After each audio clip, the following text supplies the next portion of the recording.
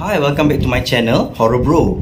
Okay, so untuk minggu ni saya nak bercerita mengenai apa yang terjadi masa saya, masa saya tu dah habis sekolah lah. Time tu saya dah habis sekolah, tapi saya jadi FESI AJK untuk budak-budak yang pergi kemah ibadah.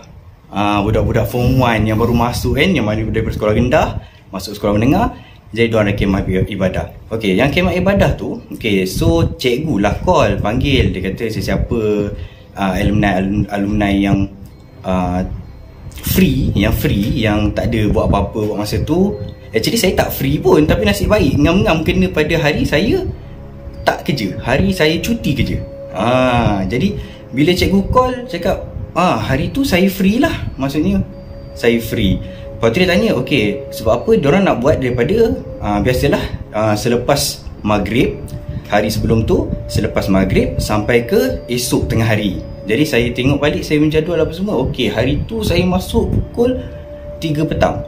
Saya masuk pukul 3 petang, saya fikir okay, kita dah habis dalam pukul 12 lebih macam tu, dah habis, okay lah kan, boleh lah, saya boleh jadi AJK lah. Okay, jadi kita orang pergi.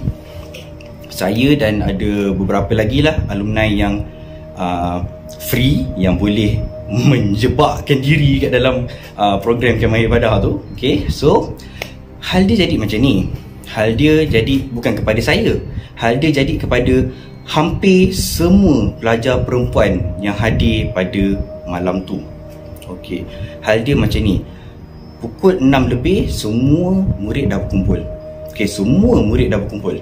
Diorang dah berkumpul, and then okay, diorang datang, cikgu semua datang, okay, buat kumpulan, bahagikan. Okay, kau kumpulan ni, okay, dah dapat kumpulan semua.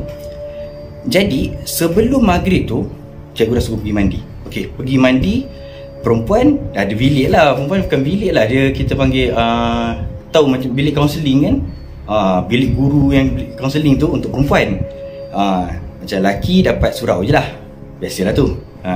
Jadi hal dia jadi macam ni. Mula-mula dia ada dua hal tu jadi pada masa hampir sama masa tu. Jadi saya just bagi tahu, okay, waktu tu hampir maghrib. So budak perempuan dan budak lelaki yang mana yang menyertai program tu kan, diorang pergi mandi. Yang lelaki pun pergi mandi, lelaki dekat belakang. Okay, sebab perempuan kat depan, jadi kita tak bagi diorang bercampur lah. Jadi kita tak bagi diorang bercampur. Jadi waktu tu, masa tu saya rasa something. Dah hampir maghrib, dia dah mula gelap-gelap sikit. Dia tak gelap sangat, dia gelap-gelap sikit je. Dia gelap-gelap sikit. And then dia ada something. Okay, dekat depan sekolah kita orang tu ada satu pokok besar tau, dekat Pondok Gate. Okay, dekat Pondok Gate tu ada satu pokok besar. Memang besar pokok tu, betul-betul dekat gate. Jadi waktu tu bila sebelum maghrib tu, saya duduk dekat bawah pokok tu lah, dekat depan ni, dekat depan Pondok Gate tu, dekat depan Pondok Gate. Okey lah, tak apa, tunggu situ. Tiba-tiba rasa macam, aku rasa something lah, macam ada something yang akan jadi. Saya tak boleh nak terangkan perasaan tu macam mana, tapi kita rasa macam, aku rasa something akan jadi. Something akan jadi. Okey, jadi waktu tu tak apa lagi, lepak dengan member, lepak, sembang. Yalah, alumni kan, benda dah lama tak jumpa member, dah setahun lebih kurang. Jadi sembang dengan orang, tengah sembang, dengar budak jerit, budak perempuan jerit, sangat-sangat kuat jerit. Lepas tu pandang ke arah bilik kaunseling tu. Okey, waktu pandang ke bilik kaunseling tu, saya nampak something. Saya tak tahu apa nama dia, mungkin korang ada yang tahu, tapi saya tak tahu apa nama dia. Dia satu benda, dia macam berbola api. Dia macam berbola api tau. Dia macam berbola api. Lepas tu warna dia macam warna turquoise, warna macam biru-biru hijau macam tu warna dia. Jadi dia, waktu budak tu jerit, kita orang nampak dia ada dekat tingkap bilik kaunseling. Dia ada dekat tingkap bilik kaunseling. Dia terkapung-kapung macam tu. Dia terkapung macam tu. Tiba-tiba budak perempuan tu jerit, kuat gila dia jerit. Dia jerit. Lepas tu benda tu bergerak pergi ke arah, ikut beranda tu, ikut beranda bilik guru tu, jalan terus je. Setiap bila dia lalu je macam tu, semua budak perempuan yang ada dekat dalam bilik tu semua jerit. Kita orang waktu tu terpaksa tenangkan 28 murid perempuan yang tengah histeria. Bukan seorang, 28. Ustaz terus datang, naik atas, dia azankan kat dalam tu. Lepas tu saya tak tahu lah dia baca apa waktu tu kan, sebab kita orang kena berjaga-jaga kat bawah. Sebab ada budak yang lari, budak perempuan yang tak histeria, tapi diorang takut sangat, jadi diorang lari. Diorang turun daripada tangga tu. Sebab bilik kaunseling tu tingkat 1. Jadi diorang turun tangga tu. Jadi kita orang terpaksa tahan diorang supaya diorang tak lari keluar daripada pagar sekolah. Takutlah tiba-tiba diorang lari, kena langgar kereta kan, dia dah kita masalah. Jadi kumpulkan diorang ni kan. Okey, tak apa, sabar kita cakap kan. Sabar. Dia tu tak ada, tadi tengah tukar-tukar baju, tiba-tiba kawan dekat depan ni tengah sembang-sembang, tiba-tiba dia jerit. Mata dia besar, lepas tu dia jerit. Dia kata, cakap okey tak apa, yang tu biar ustaz uruskan. Okey, itu biar ustaz yang uruskan. Jadi kita baca apa yang selagi boleh untuk jaga diri kita supaya tak kena yang sama. Okey, tak apalah. Ustaz dah naik atas. Jadi murid-murid perempuan ni saya serahkan kepada cikgu-cikgu perempuan. Cikgu perempuan tenangkan diorang apa semua. Saya tunggu balik dekat depan pagar. Sebab kita risau anything happen lah.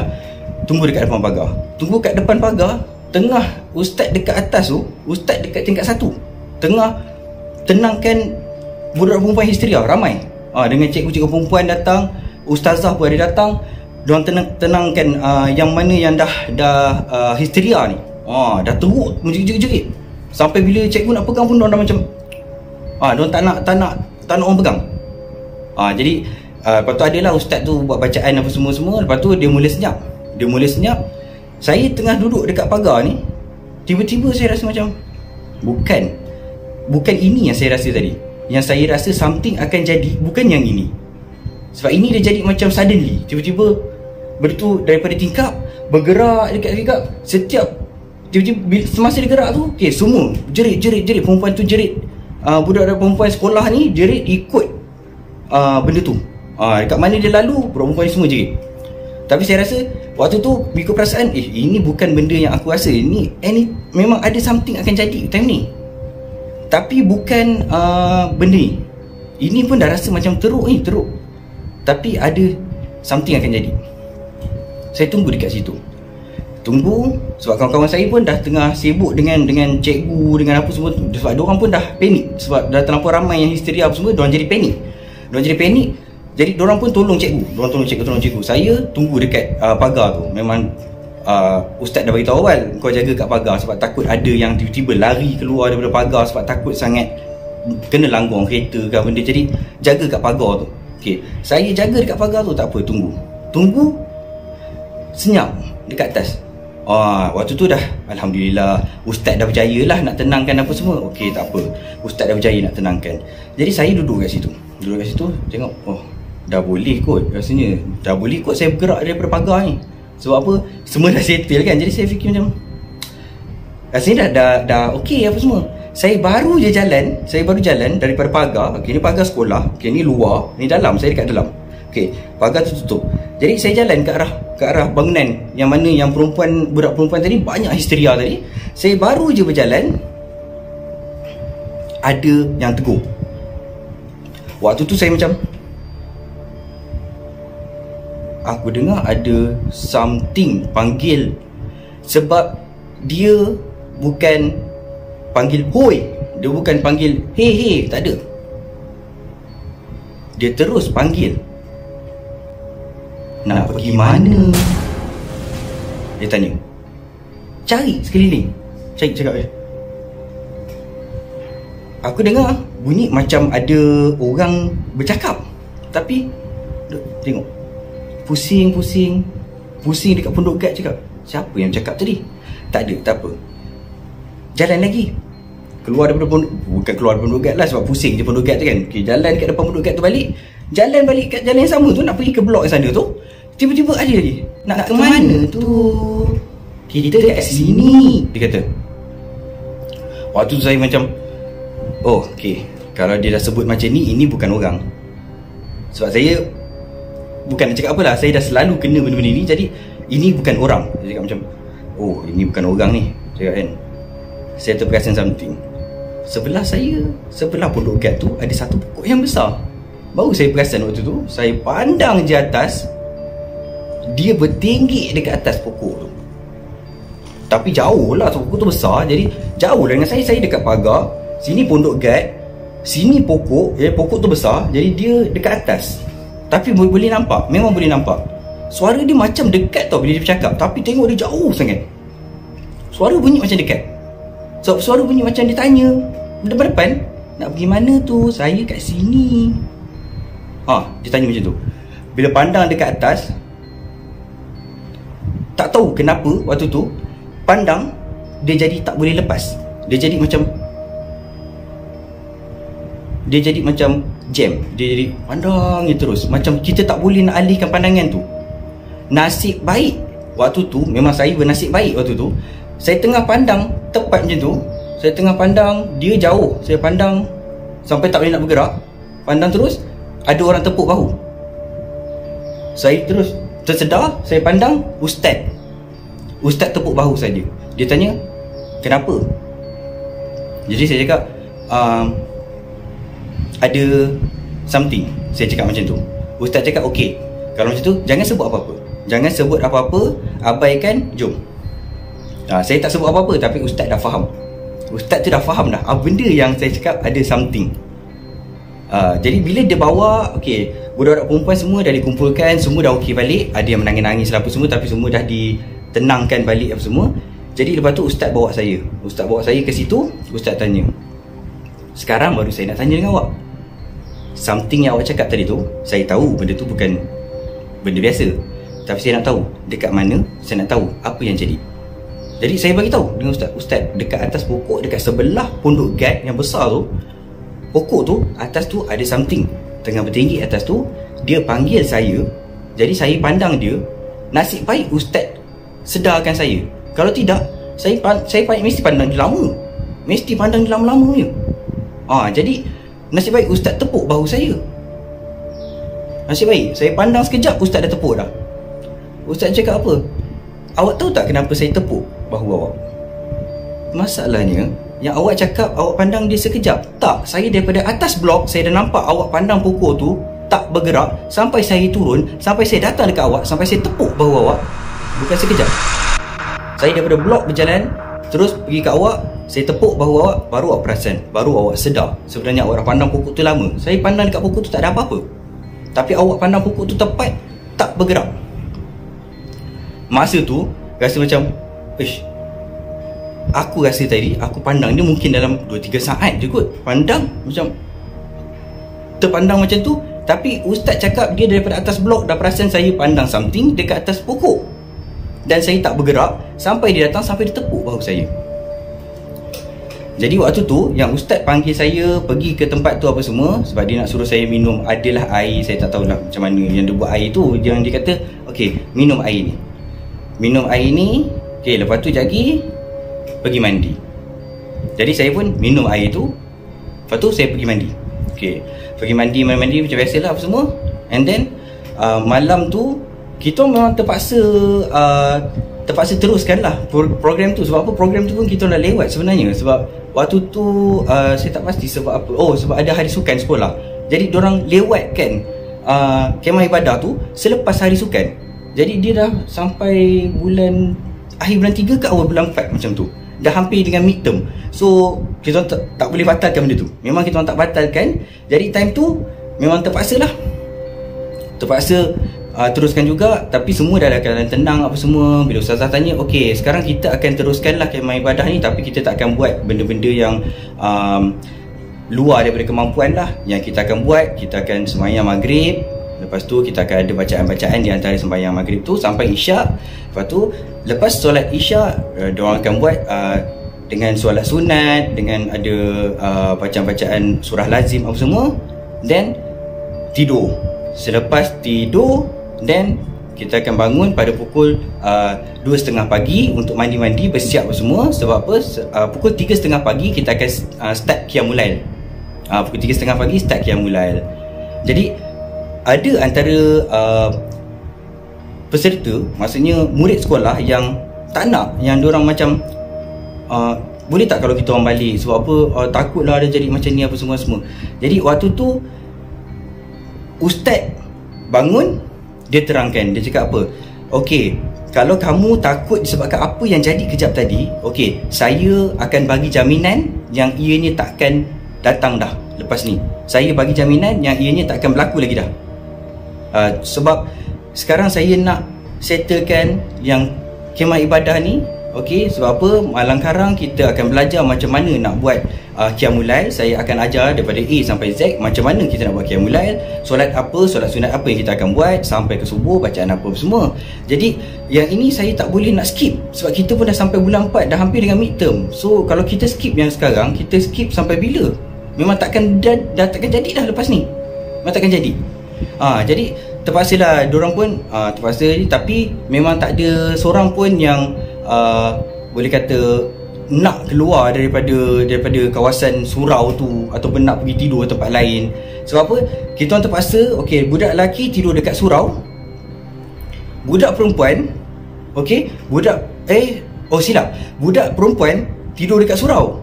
Itu yang kesian sikit sampai diorang mengadu lah kan.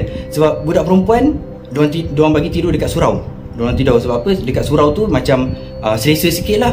Sebab budak lelaki terpaksa tidur dekat bilik biologi. Dekat bilik biologi. So ada kursi, meja, macam bilik biologi lah, meja panjang semua macam tu je. Jadi diorang ada sikit lah keluh kesah mereka kan.